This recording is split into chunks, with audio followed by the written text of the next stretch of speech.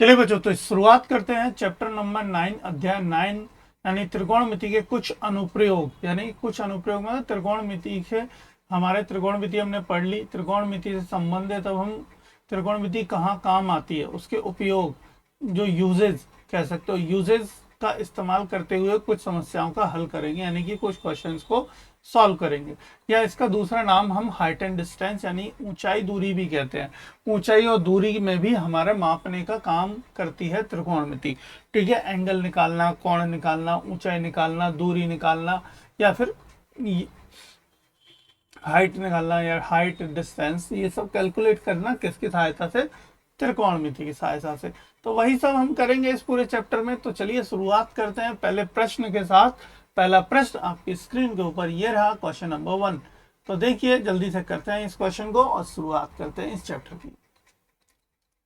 बहुत ही अच्छा ये चैप्टर लगता है मुझे, आप लोगों को भी बहुत अच्छा लगेगा अगर आप इस चैप्टर को पूरे अच्छे से ध्यान से पढ़ेंगे। तो देखिए, किसी मीनार की छाया उसकी ऊंचाई के √3 गुना के बराबर है, तो उस समय सूर्य का उन्नयन कोण ज्ञात कीजिए। हमें क्या ज्ञात करना है? कोण। कौन सा? उन्नयन।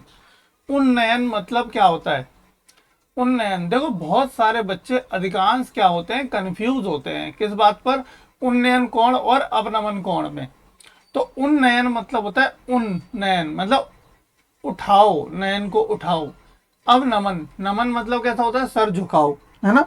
नमन कैसे करते हैं? किसी को दोनों हाथ जोड़ के नमन करते हैं, यानी नमन सर झुकाते हैं। तो नमन मतलब आ जाएगा तो नीचे, उन्नयन मतलब ऊपर। तो ऊपर की ओर देखेंगे तो कोण नीचे बनेगा और नीचे की ओर कोण देखेंगे तो कोण ऊपर बनेगा। ठीक है, इस बात को हमेशा ध्यान में रखें, ध्यान से रखें। तो आप फिर कभी भी नहीं भूलेंगे इस बात को कि उन्नयन कोण कहाँ बनता है। ठीक है, तो ये हम एक चैप्टर का, हर चैप्टर का एक इंट्रोडक्शन वीडियो भी बनाएंगे बहुत जल्दी, जिसमें आपको ना बेसिक चीजें पता लग जाएंगी कि क्या होता है। ठीक है, चलिए तो पहले क्वेश्चन को हमेशा, इस चैप्टर के क्वेश्चंस को हमेशा ध्यान से पढ़ लेना, फिर इसकी बात करेंगे हम। ठीक है, तो देखो क्या क्या है। एक मीनार की छाया। पहले तो यहाँ मीनार, भाई मीनार क्या होगी? यानी कि कोई एक ऊंचाई होगी, है ना। तो एक ऊंचाई ले लेते हैं, एक मीनार मान लिया हमने, ये एक मीनार है। ठीक है बच्चा, ये क्या है? एक मीनार। अब इसकी छाया है। छाया कहाँ पड़ रही है? नीचे। यानी भाई रोशनी कहाँ आएगी? नीचे आएगी छाया। तो ये नीचे छाया पड़ रही है सपोज। अब इसका उन्नयन कोण बताना है हमें। क्या बताना है हमें? उन्नयन कोण। यानी कि कौन सा कोण? उन्नयन, जो कहाँ बनेगा? यहाँ पे। तो ये उन्नयन कोण बनाना है। ठीक है, तो अब इसका एक नामकरण कर देते हैं, ए, बी और ये सी। ये क्या है हमारी? ये क्या है? एक मीनार। तो मीनार की छाया उसकी ऊंचाई के 3 गुनी है, मतलब ऊंचाई की 3 गुनी है छाया। ठीक है, तो चलो पहले हम लिखते हैं, माना मीनार की ऊंचाई, मीनार की ऊंचाई बराबर h है। h है। ठीक है, h ले लिया हमने मीनार की ऊंचाई। तब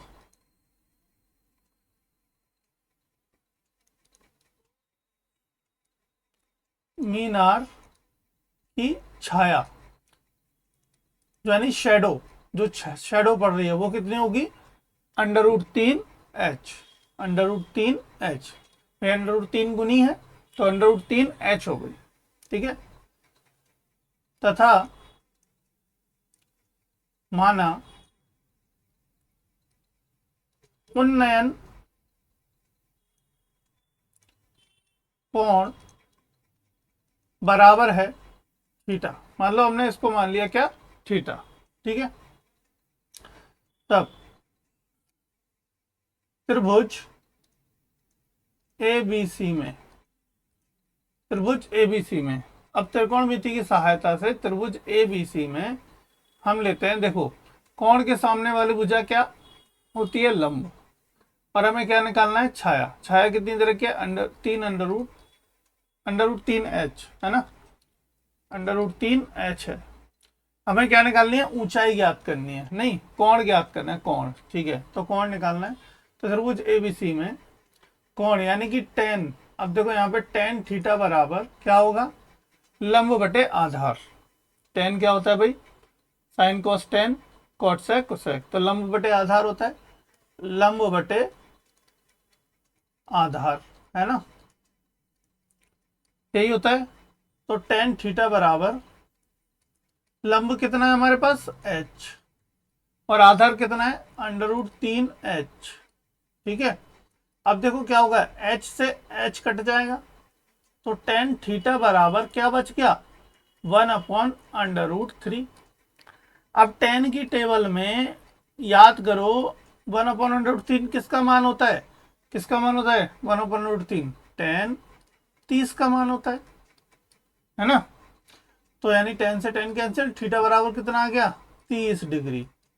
तो पहला उत्तर आ गया हमारे पास कितना 30 डिग्री, यानी कि कोण कितना आ गया 30 डिग्री कोण है, कोण कितना है 30 डिग्री। बस इतना सा ये सवाल था, पहला क्वेश्चन था, इसलिए मैंने समय लिया थोड़ा सा समझाते हुए करने में, समझाऊंगा तो हर ही क्वेश्चन में, बट इसमें थोड़ा सा समय ले लिया, आगे से इतना समय लगेगा नहीं। इंट्रोडक्शन है, शुरुआत करिए, डर ना जाए बच्चे, इसलिए धीरे धीरे अच्छे से लेवल बढ़ाऊंगा और इसमें लेवल तक क्वेश्चन करूंगा कि आप कहेंगे अभी तो पिद्दी पिद्दी से क्वेश्चन है, डेफिनेटली बिल्कुल भी ऐसा लगा होगा सर आप तो हंसी मजाक वाले क्वेश्चन करा रहे हैं, पर कोई नहीं बेटा, धीरे धीरे देखो, इसके अंदर सारे क्वेश्चन कराऊंगा, हर पैटर्न के क्वेश्चन जो भी एग्जाम में आए हुए भी क्वेश्चन कराऊंगा, सभी कराएंगे, ठीक है। तो चलिए मिलते हैं अगले क्वेश्चन में। अगला क्वेश्चन आपकी